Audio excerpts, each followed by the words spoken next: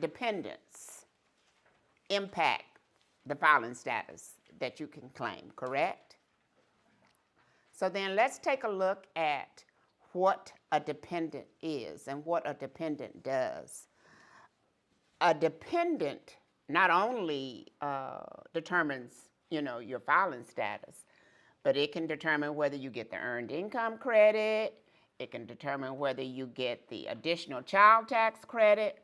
So dependents are a big deal, and they can really help you lower your tax liability, if you will. So let's turn to tab C of the 4012.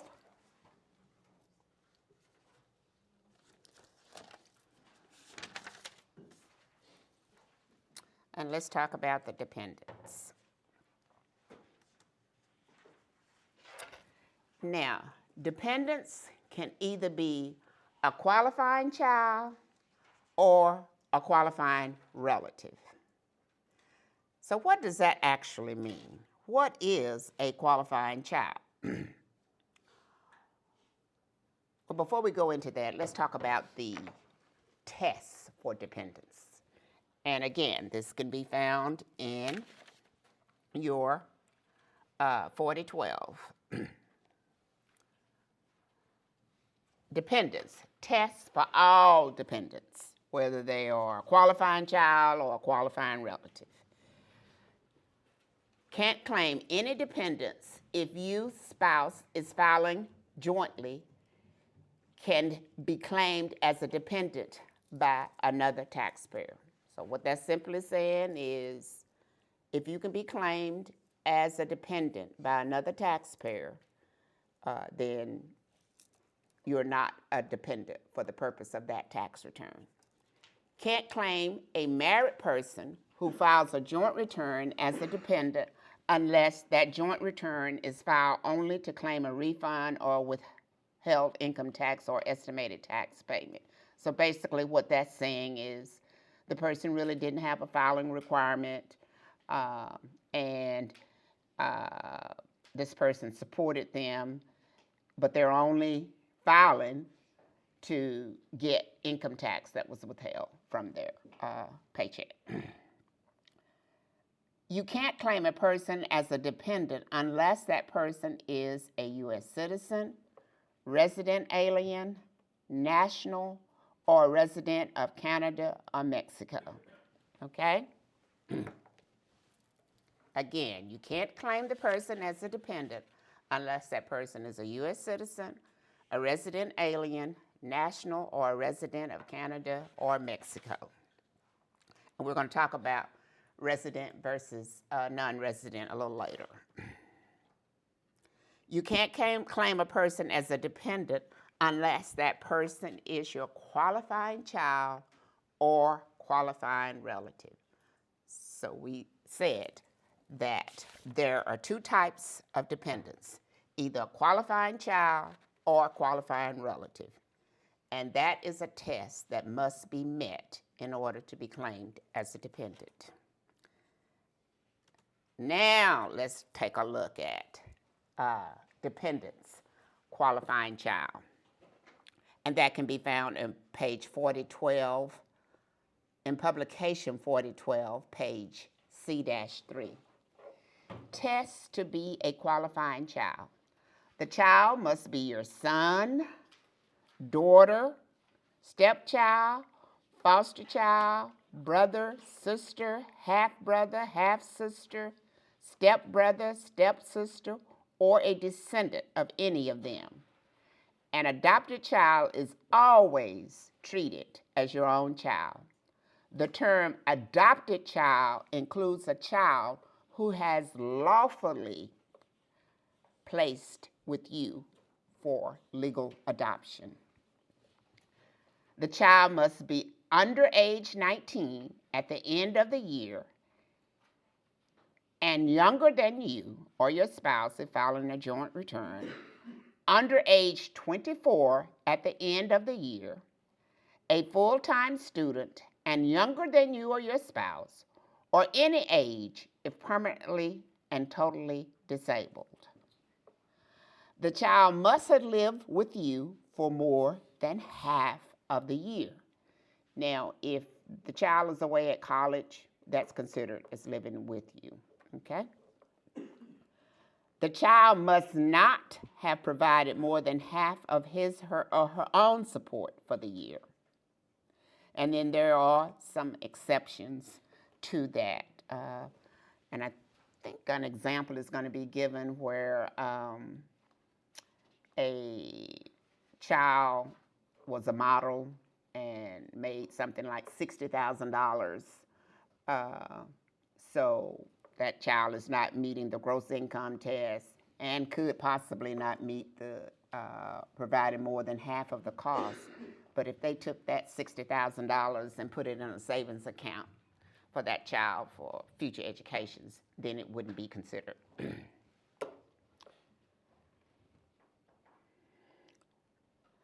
The child isn't filing a joint return for the year unless the joint return is only to be to claim a refund of income tax withheld or estimated tax payments.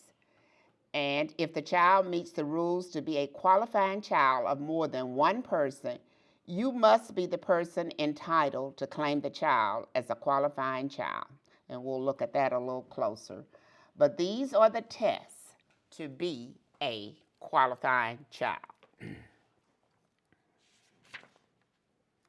So, a qualifying child, what that is saying, one, must meet the relationship test, must meet the age test, must meet the residency test, must meet the support test, and must meet the joint return test. So that's basically what that chart has told us. Okay? Now, if you'll look at 4012, page 59, C-3,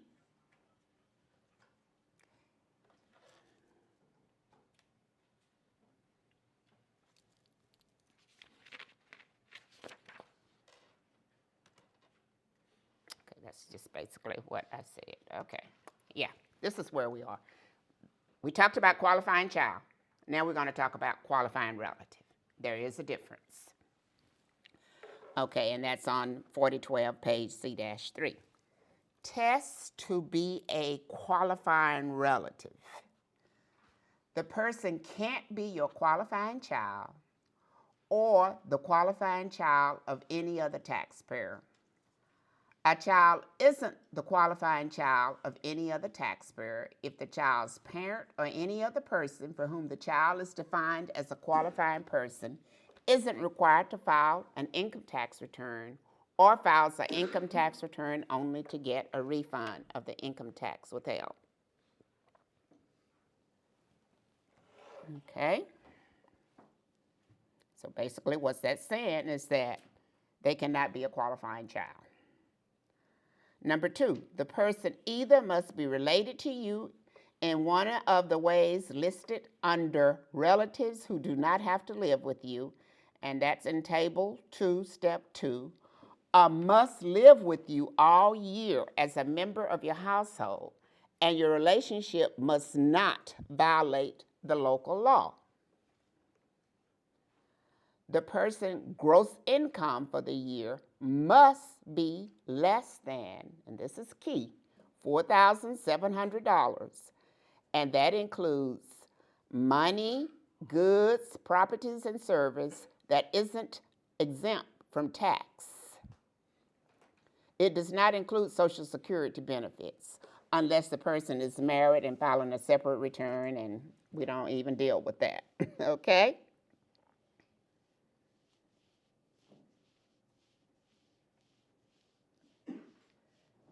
You must provide more than half of the person's total support for the year.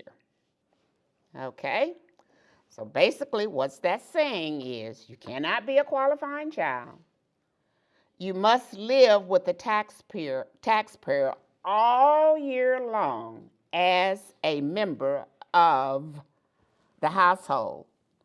And they must be related to you in one of the listed ways. Person income must be less than the 4,700, and taxpayer must have provided more than one half the person's total support for the child.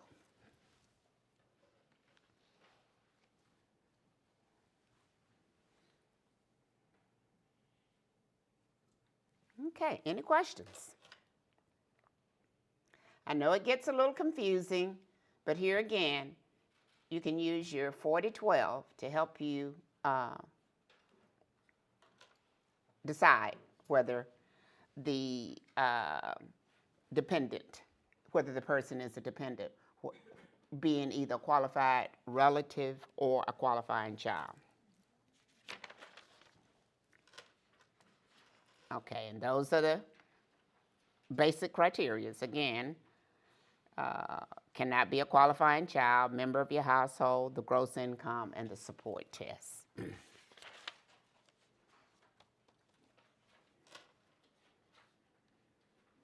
Any questions?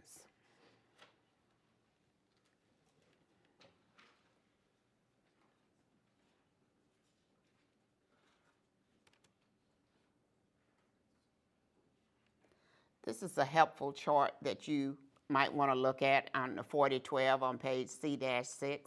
And remember, I said that there are decision trees, and this will help you determine whether the person is a qualifying relative, a qualifying child, or not. Was the person your son or daughter, stepchild, foster child, or descendant of any of your grandchildren? If no, then it tells you to go to step 3. If yes, it tells you to go to step 4. So that will help you in making that determination.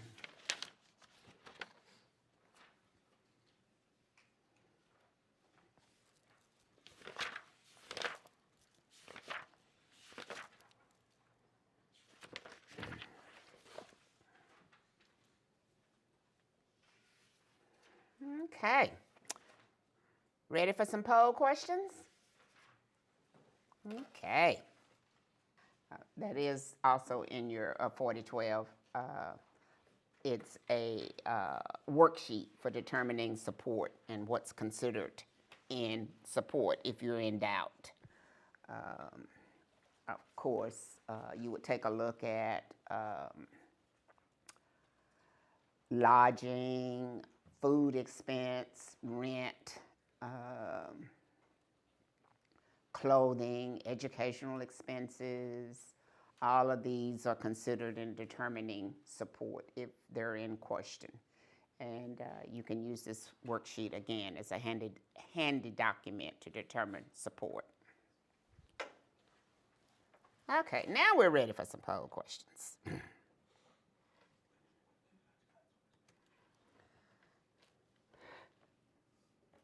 Again, here's some more information in the 4012 on determining support for qualifying relatives. Okay. Todd has lived with his girlfriend, Eva, and her 2 children all year in his home. Eva's gross income is $25,000, and she is required to file a return. In this situation, are the children Todd's qualifying relatives? Todd has lived with his girlfriend, Eva, and her 2 children. So Eva has 2 children. Eva's gross income is $25,000, and she's required to file a return. In this situation, are the children Todd's qualifying relatives? No, absolutely. Since Eva has a filing requirement and her children meet the test to be Eva's qualifying children, Todd cannot claim the children as qualifying relatives because that test hasn't been met. Okay? Next question. Bob, 22, is a full-time student and lives with his parents when he is not in the dorm. He worked part-time, but did not pay over half of his total support. Is Bob considered a qualifying child or qualifying relative? Qualifying child, absolutely. That's number one, he doesn't have to live since he's away at school. He worked part-time, and he didn't pay over half the cost of his support. So he is a qualifying child. Very good. Number 14. Doris, a U.S. citizen, is 8 years old and had a small role in a television series. She made $60,000, wow, during the tax year. But her parents put all the money in a trust fund to pay for her college. She lived with her parents all year. Does Doris meet the test to be a qualifying child? Yes. And why? Because the money was put in savings, put in a trust, and it was not used for her support. Very good. Okay, number 15. Sally has been supporting her friend Ann and Ann's young son, Bobby. Ann and Bobby lived with Sally the entire year. Ann worked part-time and made $3,100 in wages. Ann files a return only to have her withholding refunded. Does Ann and her son qualify as dependents for Sally?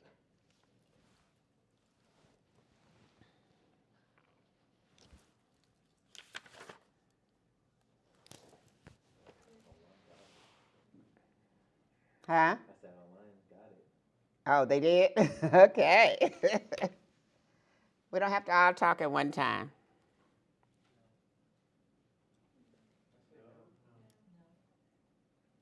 How many say no?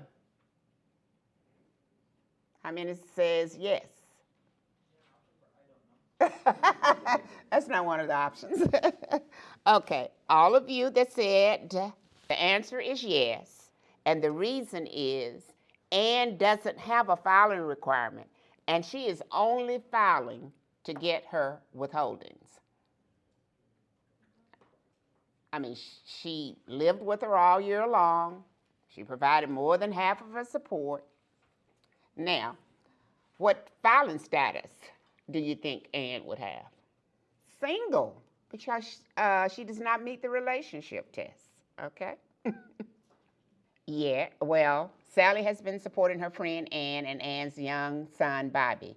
Ann and Bobby lived with Sally the entire year. Ann worked part-time and made $3,100 in wages. Ann files a return only to have her withholdings refunded. Does Ann and her son qualify as dependents for Sally? And the answer here was yes, because they lived with them the entire year. Okay, whew. All right. Which type of dependent status will Ann and her son qualify on Sally's tax return? Qualifying relative. Awesome. Okay, see, I've already taken y'all ahead. What is Sally's filing status?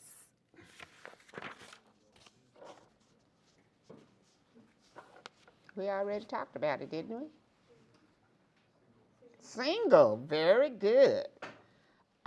She does not meet the head of household test. Here you see the difference between filing status and dependency. What qualifies you in one area of the tax law might qualify, what does not qualify you in one area of the tax law may qualify you in another area. Okay? Okay. Remember earlier I talked about resident and non-resident alien?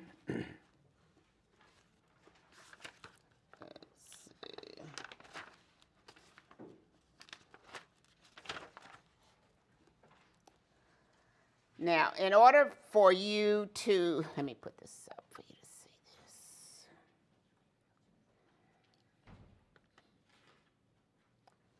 What constitutes you as a resident or a non-resident alien? A resident alien means that although you may not be a citizen, you do have a green card.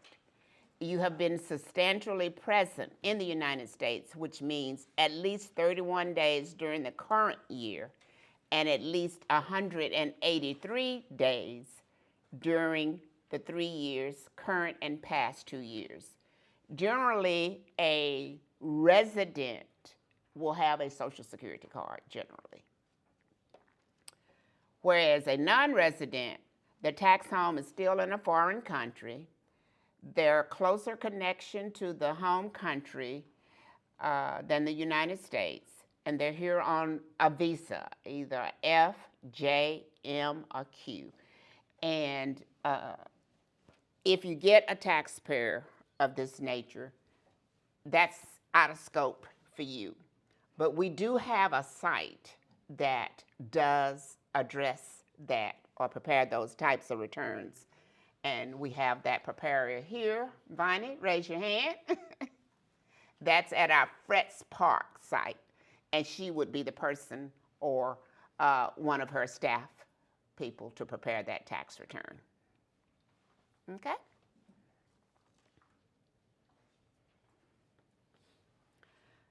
But if you get into those types of situations, just reach out to your site manager, and the site manager will be able to guide you through that process and let you know what steps you need to take.